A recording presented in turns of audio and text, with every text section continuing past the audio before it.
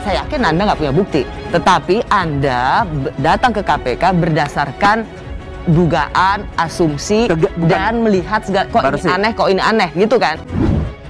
Itu sangat sensitif ya Mas, maka kami harus punya bukti kan? Itu nyari buktinya agak susah, Atas dasar itu saya melihat, berarti ini kan Ubedillah ini ada sesuatu kepentingan kelompok tertentu yang coba memanfaatkan beliau ini, karena saya melihat sangat politis lah. Ini orang mengkaitkannya dengan ini muncul karena Gibran memang mau ke DKI Jakarta. Apakah pola lapor-melapor KPK ini memang efektif untuk menjegal calon-calon yang dalam radar survei? Saya melihat lapor-melapor hari ini tuh dalam tanda kutip bagian dari balas dendam politik nih Bang Ubed sama Bang Adi itu.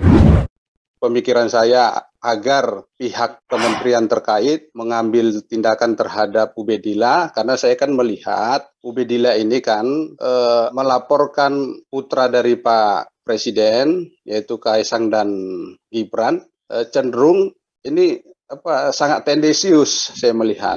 Artinya informasinya itu sudah menjadi publik. Ketika apa yang disampaikan Ubedillah Badrun ini ternyata tidak benar, kita sebagai publik kan disesatkan. Nah, kita punya hak secara hukum untuk melakukan tuntutan. Kalau berdasarkan undang-undang yang saya lihat di nomor 5 tahun 2019, itu terdapat di pasal 2 bagian F ya. Di sini kan dituntut netralitas dari seorang ASN. Jadi di dalam netralitas ini kan tentunya dalam dia berpikir, dalam dia bertindak, maupun dia bersikap. Kan tentunya tanpa ada kepentingan-kepentingan politik kelompok tertentu. Ini bukan motif politik seperti yang disampaikan publik di luar sana. Menjawab ini bagaimana? Ya, karena saya bukan politisi. Saya adalah akademisi.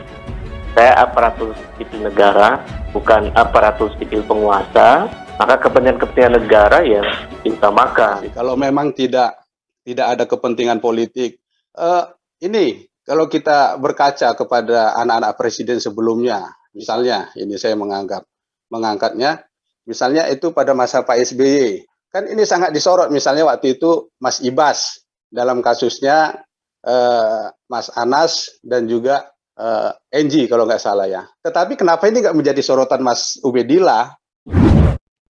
Direktur Rumah Politik Indonesia, Fernando Mas, mengatakan ada keanehan dalam pelaporan dosen Universitas Negeri Jakarta, Ubedillah Badrun, terhadap dua putra Presiden Joko Widodo, Gibran Rakabuming Raka dan Kaisang Pangarep. Fernando melihat bahwa laporan tersebut belum memiliki bukti yang cukup. Alhasil, laporan dari Ubedillah Badrun ini terkesan sangat tendensius dan sangat politis. Sepertinya Ubedillah kurang memiliki cukup bukti untuk melaporkan kedua anak Presiden Jokowi tersebut ke KPK, kata Fernando kepada Genpi Minggu 16 Januari 2022. Fernando menduga bahwa Ubedillah hanya membuat asumsi sendiri atas pelaporan mengenai investasi yang dilakukan oleh perusahaan Gibran dan Kaisang, sehingga tidak ada bukti permulaan yang kuat. Saya melihat tindakan Ubedillah sangat bernuansa politik, sehingga sebagai seorang ASN sudah tidak lagi menjaga netralitas, ujarnya. Fernando mengatakan tindakan Ubedillah melaporkan Gibran dan Kaisang bisa saja dilakukan untuk kepentingan kelompok politik tertentu. Selain itu, laporan Ubedillah ini juga telah menimbulkan efek opini buruk kepada Presiden Jokowi, Gibran, dan Kaisang Pangarep.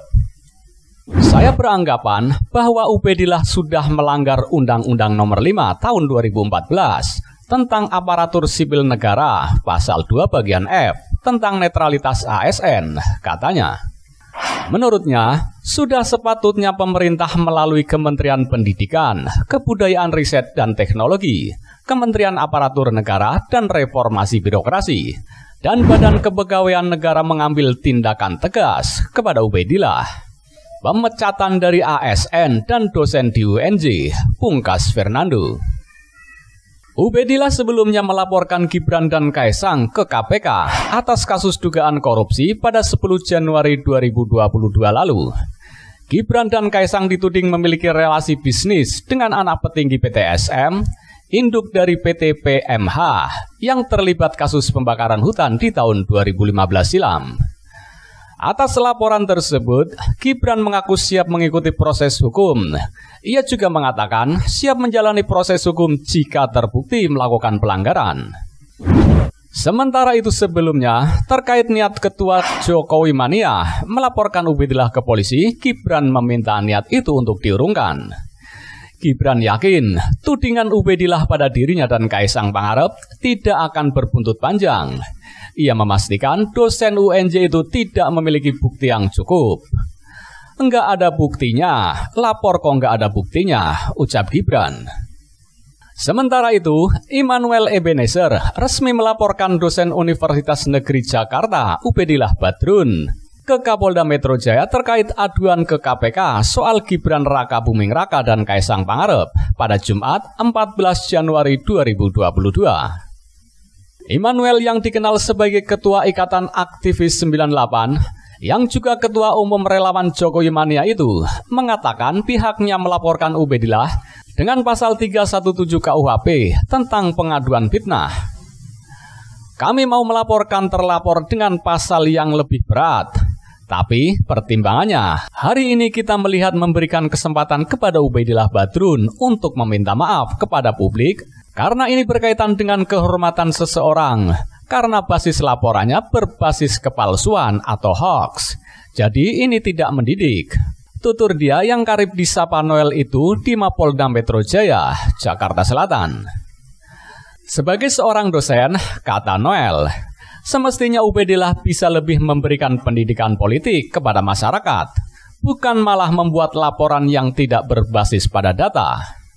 Artinya, selevel dosen aktivis kok bisa membuat laporan tidak berbasis data? Makanya, kami menyayangkan sekali.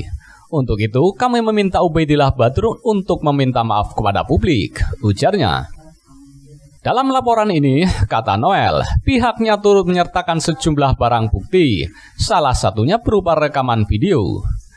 Lebih lanjut, Noel menyampaikan bahwa laporan ini bisa saja dicabut jika nantinya Ubedillah menyampaikan permintaan maaf kepada publik.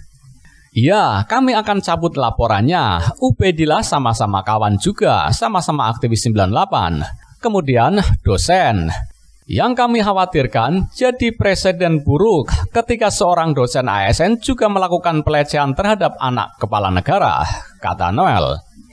Laporan terhadap Ubedillah ini terdaftar dengan nomor LP_B_239_1 Romawi _2022_SPKT_Polda Metro Jaya tanggal 14 Januari 2022. Sementara itu, Ubedillah mempertanyakan bagaimana relawan Jokowi Mania mengetahui dugaan laporannya ke KPK itu palsu. Itu aneh, dari mana mereka mengetahui bahwa itu laporan palsu, sementara dokumen pelaporan dan lain-lain masih ada di KPK. Kata Ubed dalam pesan tertulisnya pada Jumat pagi.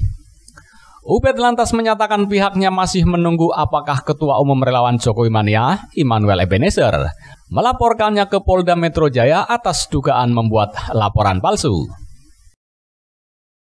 Jadi tentunya kalau beliau mengatakan konsen terhadap perilaku-perilaku yang menyimpang dari anak pejabat negara, terhadap praktik-praktik korupsi dan tindak pidana pencucian uang, ya silakan juga dituntut dong. Misalnya KPK secara jelas terang-benderang buka sampai sejauh mana keterlibatan Mas Ibas, ada atau tidak. Kan ini juga harus jelas.